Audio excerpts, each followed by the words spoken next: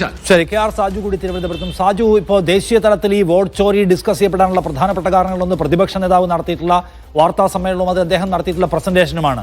കേരളത്തിലും തൃശ്ശൂരിലെ BJPയുടെ വിജയത്തെ ആ നിലയ്ക്ക് ജനങ്ങളിലെത്തിക്കാൻ കോൺഗ്രസ് അല്ലെങ്കിൽ പ്രതിപക്ഷം എന്ത് ചെയ്യാൻ പോകുന്നു? നിയമപരമായും രാഷ്ട്രീയമായും അവരുടെ മുമ്പിലുള്ള വഴികളും അല്ലെങ്കിൽ അവർ ഡിസ്കസ് ചെയ്യുന്ന കാര്യങ്ങൾ എന്തൊക്കെയാണ്?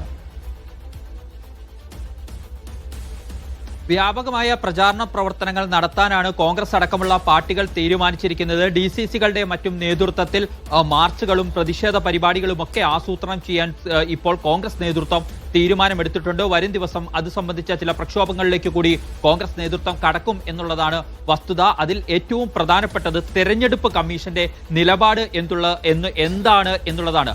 തെരഞ്ഞെടുപ്പ് കമ്മീഷൻ ഇവിടെ സാങ്കേതികമായ മറുപടികളാണ് കഴിഞ്ഞ 2 ദിവസമായി തൃശ്ശൂരിലെ വോട്ടർ പട്ടിക വിവാദവുമായി ബന്ധപ്പെട്ട് അല്ലെങ്കിൽ കള്ളവോട്ട് ചേർത്തു എന്നതിന് പറഞ്ഞുകൊണ്ടിരിക്കുന്നത്. വോട്ടെടുപ്പ് കഴിഞ്ഞതിനാൽ ആർക്കെങ്കിലും പരാതി ഉണ്ടെങ്കിൽ, ആ വോട്ടെടുപ്പ് പ്രക്രിയയെക്കുറിച്ച് പരാതി ഉണ്ടെങ്കിൽ അവർ നിശ്ചിത സമയപരിധിക്കുള്ളിൽ ഹൈക്കോടതിയാണ് സമീപിക്കേണ്ടത് എന്ന നിയമ സാധ്യതകൾ മാത്രം വിശദീകരിച്ചുകൊണ്ട് തടി തപ്പുകയാണ് ചെയ്യുന്നത്. ഏറ്റവും അവസാനം VS സുനിൽകുമാറിന് തെരഞ്ഞെടുപ്പ് കമ്മീഷൻ ഇന്നലെ ഒരു നോട്ടീസ് നൽകിയിട്ടുണ്ട്. അതിന്റെ പകർപ്പ് നമ്മുടെ കൈവശമുണ്ട്. അതിനകത്ത് അന്നത്തെ വരണാധികാരിയായിരുന്ന കൃഷ്ണതേജയ്ക്കെതിരെ ഉന്നയിച്ച ആരോപണത്തെ അപലപിക്കുക എന്ന സമീപനം സ്വീകരിക്കുന്നു. മാത്രമല്ല, ഉന്നയിച്ച ആരോപണങ്ങൾക്കൊക്കെ സത്യവാങ്മൂലം സമർപ്പിക്കണം VS സുനിൽകുമാർ എന്ന ആവശ്യം മുന്നോട്ട് വയ്ക്കുന്നു. അങ്ങനെ ആ സത്യവാങ്മൂലം സമർപ്പിക്കുകയും അതിൽ വല്ല പിഴവുമുണ്ട് എന്ന് കണ്ടെത്തിയാൽ ഭാരതീയ ന്യായ സംഹിതയിലെ വ്യവസ്ഥകൾ പ്രകാരം 3 വർഷം വരെ തടവ് കിട്ടാവുന്ന കുറ്റങ്ങൾ ചുമത്തുമെന്ന മുന്നറിയിപ്പ് കൂടി കൊടുക്കുകയും ആ സത്യവാങ്മൂലം എങ്ങനെ വേണമെന്നതിന്റെ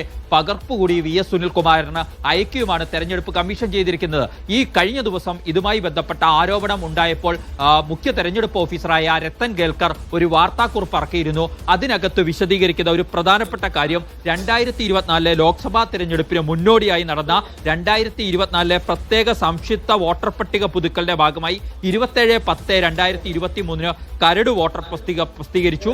ആ 27/10 മുതൽ 9/12/2023 വരെയും 45,924 പേരാണ് വോട്ട് ചേർക്കുന്നതിനായി തൃശ്ശൂരിൽ അപേക്ഷ നൽകിയത്. അതിൽ 42,807 എണ്ണം സ്വീകരിക്കുകയും ചെയ്തു. അതിനുശേഷം 22/1/2024 അന്തിമ വോട്ടർ പട്ടിക പ്രസിദ്ധീകരിച്ചത്.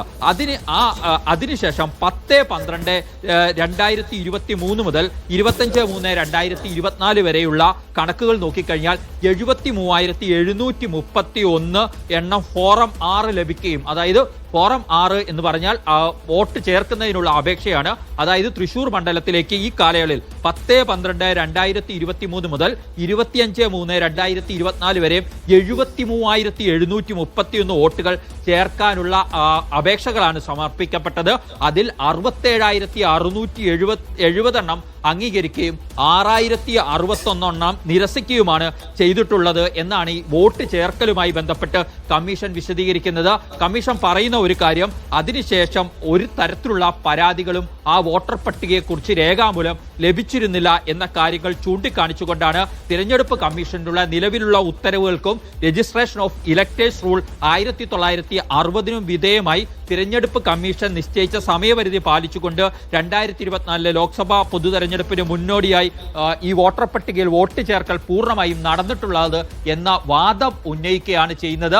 കൃഷ്ണതേജയ്ക്കെതിരെയൊക്കെ ഉന്നയിക്കപ്പെട്ട VS സുനിൽകുമാറൊക്കെ ഉന്നയിച്ചിട്ടുള്ള ആരോപണങ്ങളെയെല്ലാം തള്ളിക്കൊണ്ട് ഇതുവരെയും അത്തരത്തിലൊരു ആരോപണങ്ങൾ ഞങ്ങളുടെ മുന്നിലേക്ക് എത്തിയിരുന്നില്ല എന്ന് പറഞ്ഞുകൊണ്ട് ഇനി അതിനൊരു സ്കോപ്പും ഇല്ല, ഇനി ഉണ്ടെങ്കിൽ സത്യവാങ്മൂലം എഴുതിത്തരൂ, നിയമപ്രകാരം നോക്കാം എന്ന നിലപാട് അത്